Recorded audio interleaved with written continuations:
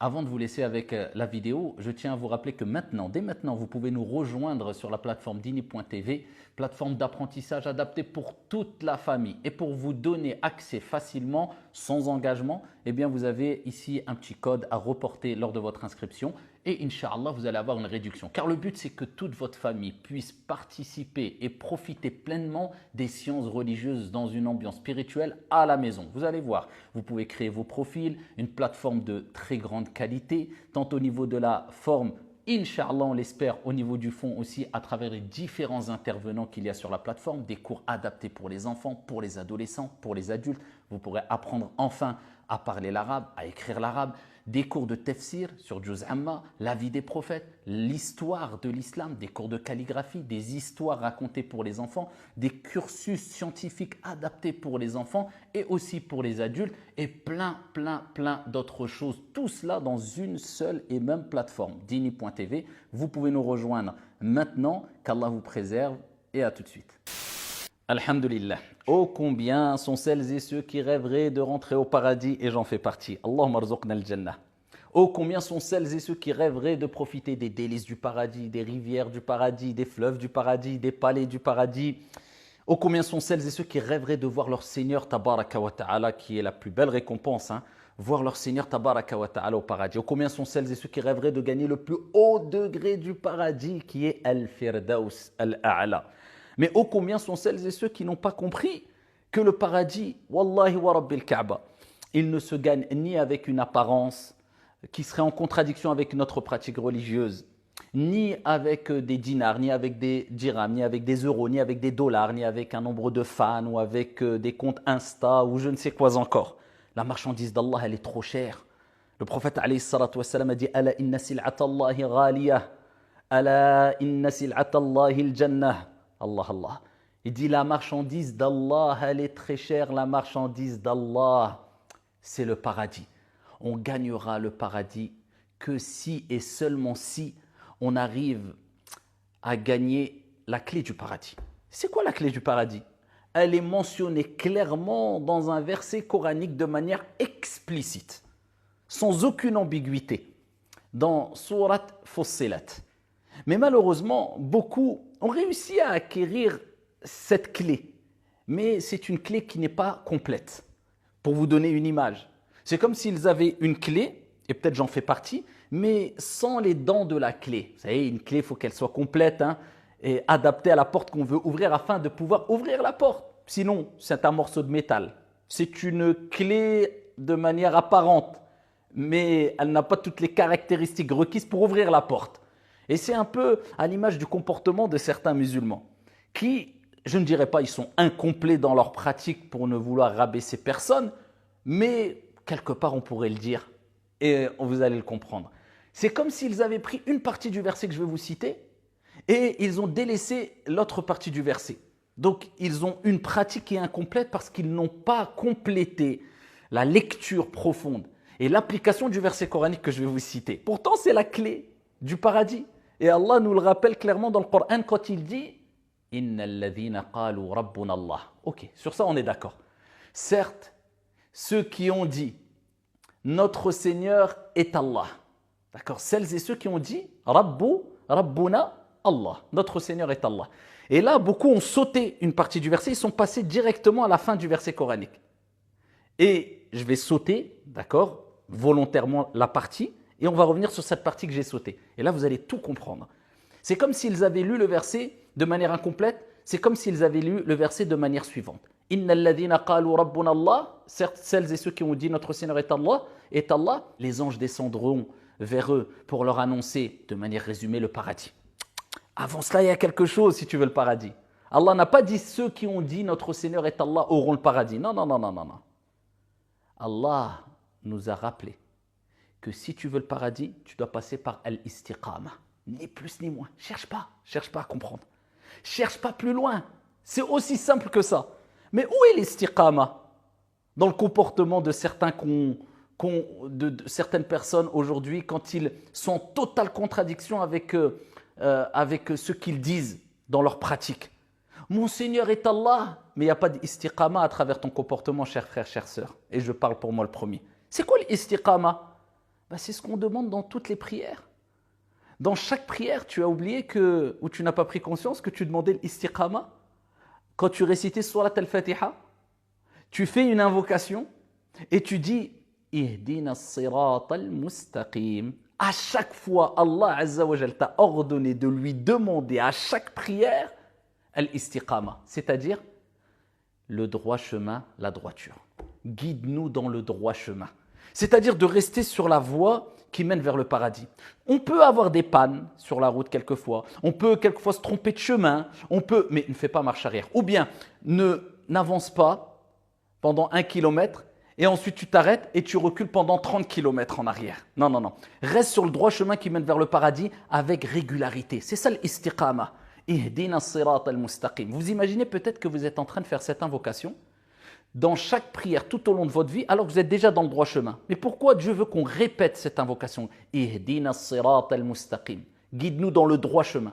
Qu'on continue à demander à Allah al-istiqama, la droiture, le droit chemin, d'être sur le droit chemin, d'avoir cette constance, d'avoir cette régularité, d'avoir que ça soit compatible avec notre croyance, c'est-à-dire nos faits et gestes.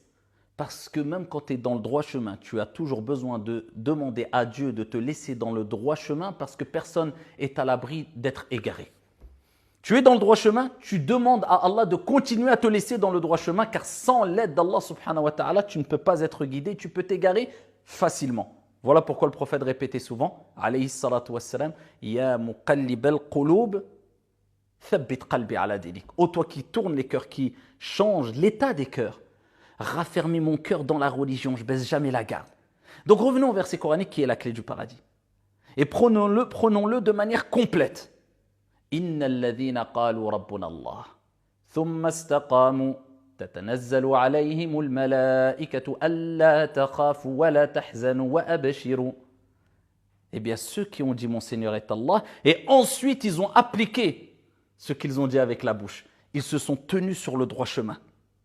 Il n'y a pas de paradoxe entre ce que je dis et ce que je fais. Je ne vais pas dire j'aime Allah, surtout à l'ère des réseaux aujourd'hui, et tout de suite après, je vais montrer une contradiction totale et complète avec ce que j'ai dit. J'aime Allah, mais regardez ce que je montre. J'expose mes péchés, j'expose mon mal. N'avons-nous pas honte d'exposer nos péchés? Alors, faire des péchés, tout le monde en fait. Mais exposer ses péchés, en faire la promotion, s'en vanter, n'avons-nous pas honte? Alors que le prophète, alayhi salatu wassalam, il nous dit, au jour de la résurrection, Allah subhanahu wa ta'ala couvrira de par sa miséricorde son serviteur et il lui fera reconnaître les péchés qu'il a commis et le serviteur reconnaîtra ses péchés puisqu'il aura avoué ses péchés. Et ensuite Allah, de par sa miséricorde et sa clémence, il lui dira, je les ai cachés pour toi ici-bas et je te les ai pardonnés aujourd'hui. Allah cache nos défauts, cache nos péchés et nous les pardonnera, incha'Allah, si on vient vers lui avec un repentir sincère et on fait des efforts et on ne s'en vante pas, pour que nous, aujourd'hui, on ne les cache pas et on les expose sans aucune gêne et aucune pudeur. Nous sommes tous des pécheurs, mais soyons des gens raisonnables et intelligents et respectueux de notre Seigneur Tabaraka wa Ta'ala. On ne se vante pas d'une chose que Dieu n'aime pas. On ne se vante pas d'une chose que Dieu déteste. Mais on essaye de se réformer et de cacher ses propres défauts en faisant des efforts pour ne plus les recommencer. N'avons-nous pas honte d'être en contradiction avec ce que nous disons à travers nos faits et gestes? Al-istiqama tata'allaq bil aqwal wal af'al wal ahwal wal niyyat. Al-istiqama, la droiture, eh bien, elle est liée à quoi? Elle est liée aux intentions. Il faut que tu aies une intention sincère, mais aussi aux paroles. Il faut qu'on voit al-istiqama, la droiture, quand tu parles, mais aussi à travers les situations dans lesquelles tu es, à travers ton comportement. C'est ça l'istiqama. On voit la droiture en toi. Quand tu parles, mais pas de contradiction. Oui, j'ai Allah dans mon cœur, j'aime la religion, l'islam est dans le cœur, et à côté, je suis en totale contradiction. Mais quel être humain te croira si tu prétends l'aimer et par contre tu fais des choses qu'il n'aime pas, ou tu lui fais du mal, ou bien tu ne lui prouves pas ton amour? Il dira, prouve-moi, je veux des actes. Comment prétends-tu aimer Allah subhanahu wa ta'ala et dire Allah est dans mon cœur et tu fais ce que Dieu déteste et tu ne concrétises pas ton amour dans le cœur à travers des actions? Donc comment veux-tu prétendre être quelqu'un de véridique? Siddiq. Ça c'est du pur mensonge et c'est une forme d'hypocrisie. Innal ladhina qalu rabbuna Allah. Et regardez le fruit. Ceux qui ont dit mon Seigneur est Allah. Donc ils disent, ils proclament je suis croyant, je suis musulman. Thumma istaqamu. Au mieux, en faisant le maximum d'efforts, se tiennent sur le droit chemin. Ils sont réguliers dans l'apprentissage du Coran, dans la lecture du Coran, dans la prière, dans la relation avec Allah, dans le bon comportement avec autrui de manière générale, dans la sincérité, dans la modestie, etc., etc. Thumma istaqamu. Qu'est-ce qui leur arrivera? Qu'est-ce qui se passera? Tatanazzalu alayhimul malaika. Allahumma ij'alna minhum. Ya Allah, compte-nous parmi eux. Les anges descendront vers eux.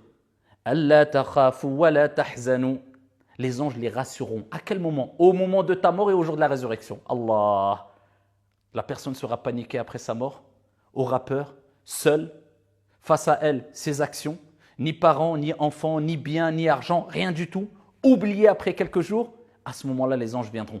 Et pour ceux qui se sont tenus sur le droit chemin régulier, se sont accrochés, ils ont glissé, ils ont fauté, ils ont fait des erreurs, mais toujours ils ont fait des efforts pour se relever et continuer fièrement, sagement, intelligemment à suivre le chemin de la droiture. Les anges viendront, Allah takhafu wa la tahzanu, n'ayez pas peur pour ce qui va venir par la suite. Wa la tahzanu, et ne soyez pas affligés comme on dit al-mufassirun, les exégètes, sur ce qui s'est passé dans le passé. Ce qui est passé, khlas. Ne vous affligez pas. Allah takhafu wa la tahzanu wa abshiru bil jannati allati kuntum tu'adun. Et recevez la bonne nouvelle du paradis qui vous a été promis. Nahnu awliya'ukum fil hayati dunya wa fil akhirah.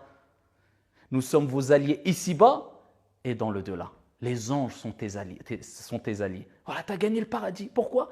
Parce que tu t'es tenu sur al-istiqam, à la droiture. Et tu ne t'es pas arrêté à la première partie du verset coranique. Mon Seigneur est Allah, j'aime Allah, regardez, je suis musulman. Et à côté, il fait tout et n'importe quoi ouvertement. Un peu de retenue. Man 'asha 'ala shay'in mata 'alayhi wa man mata 'ala shay'in bu'itha 'alayhi. Comme il est dit, celui qui vit sur une habitude, il mourra sur cette chose-là, sur cette habitude, sur ce comportement-là. Et celui qui meurt sur une chose ressuscitera devant Allah subhanahu wa ta'ala dans cette même situation. Celui qui meurt dans une situation, il ressuscitera devant Allah dans cette situation-là. Si tu avais l'habitude de faire du bien, Dieu fera que tu mourras sur une bonne action. Et tu ressusciteras devant Allah sur une bonne action. Et si c'est l'inverse, tu connais la suite. Donc pose-toi la question. Est-ce que tu as l'habitude de faire du bien? Est-ce que tu es prêt à mourir sur ce que tu es en train de faire et ce que tu as pour habitude de faire? Si la réponse est positive, alhamdulillah, demande à Allah de te raffermir sur le droit chemin en répétant avec un cœur présent Ihdina as-sirata al-mustaqim, guide-nous vers le droit chemin. Si ce n'est pas le cas, réforme-toi, personne n'est parfait, qu'Allah nous guide. Wallahu a'lam, wassalamu alaikum.